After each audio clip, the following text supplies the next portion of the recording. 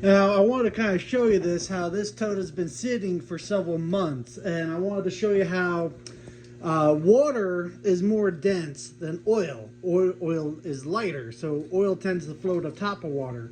So I put the pickup hose almost all the way to the very bottom. I usually say keep it about at least 6 inches up off the bottom of your raw waste oil tote. So this will show you kind of like how all the antifreeze and coolant and things like that settles to the bottom. So I'm going to turn this pump on and kind of show you what it looks like here. See? It's like almost perfectly clean water. Now, because of all the crap in the oil, which you can see kind of all the dirt and crap stuck to the side of the tote, it's hard to see it. But you can kind of usually see the line that separates the oil and water. So what you could do is you could slowly pick it up off the bottom until you are out of the water and up into the good oil. Now, I usually do a little bit on my finger and check to see if it's in the sludge. And I can see that it's not down in the sludge. So now I can figure how many gallons I have now and how much room I have in this tote. I got more than enough room in that tote to transfer all this over. Now, what I do with the sludge and water that's left in the bottom of this tote is later on I'll pump it all out, and I have a specific tote which is for all the sludge and crap and junk.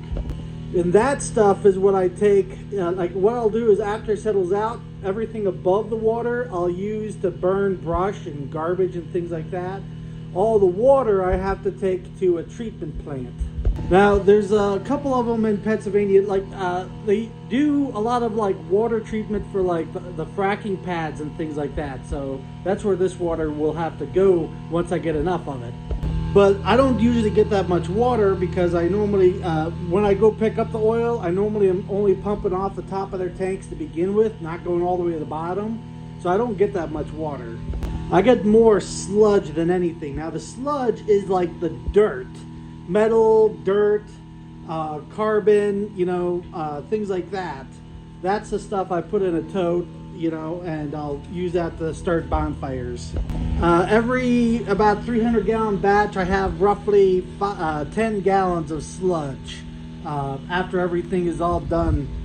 Because like what I'll do is that sludge and that water goes in that tote, and it's going to settle out even more.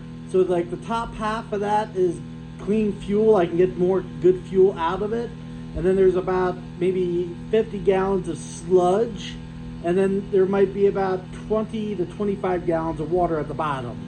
You know, after running maybe 1,000 gallons of oil, if I ever mix up that much, which I don't do that much. You know, like 500 gallons is more than enough for almost 2 full years of my normal driving and usage of my equipment and stuff. But the most important thing you need to know when you're trying to get this fuel nice and clean is let it settle. Give it as much time as you can to let it settle. When it's all done getting settled out, try not to move the totes around so you're not like mixing the sludge back up into the oil and things like that. But that's the only way you can get it like super clean. Now there is ways you could use a centrifuge filter system, and you can filter it as it goes through the centrifuge things. Basically what the centrifuge is, it uses G-forces from a spinning wheel to speed up the process basically of it settling, you know. But I don't like using that process because those filters are really expensive. They use electricity, things like that. Plus I don't have to want to open them up to clean them out, things like that. For how little fuel I use on a yearly basis, by just having one of these totes sitting in here for, let's just say, several months, works far better for me than spending a few $1,000s for one of those centrifuge filters.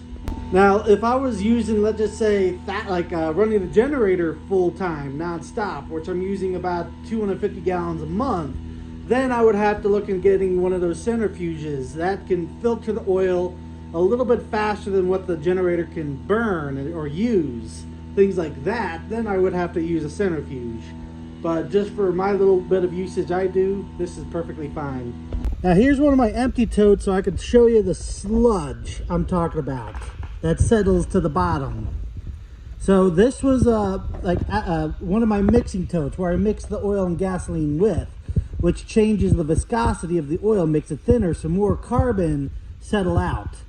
So I just kind of want to show you how it's like a greasy, like carbon sludge. You know, like I said, there's not much left after the whole process, but I just kind of wanted to show you a little bit of it.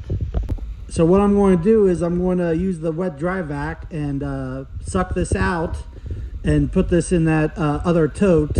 That way it has time to settle that sludge to the bottom, and that little bit of fuel that's left on the top of that sludge I can use, you know. So I'm getting about, I would say, a 98% yield out of all the waste oil and stale gasoline I pick up from junkyards.